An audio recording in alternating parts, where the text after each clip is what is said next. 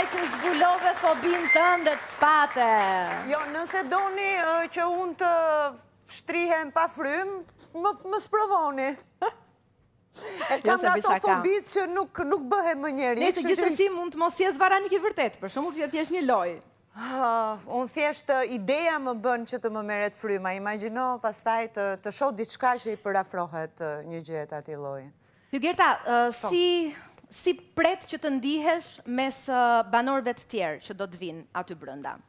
Po unë jam njeri social, them se do të ndjehem rehat, në kuptimin që në momentin që je rehat me veten, mund të jesh rehat edhe me të tjerët. Kështu që çfarëdo lloj gjëje që do të mbi përballë, do të përballem me vetveten.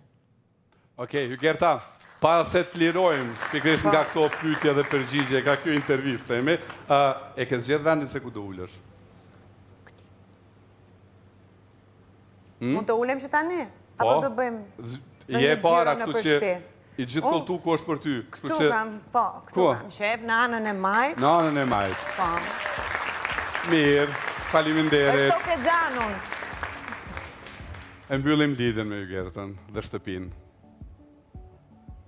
Hygerta u pozicionu në anën e majt. A ka shumë rëndësi këto, sepse dhe vetë ke qenë Olta brenda shtëpisë, se ku pozicionosh, ku ulesh që në fillim, se gjithë e duan qendrën. Po,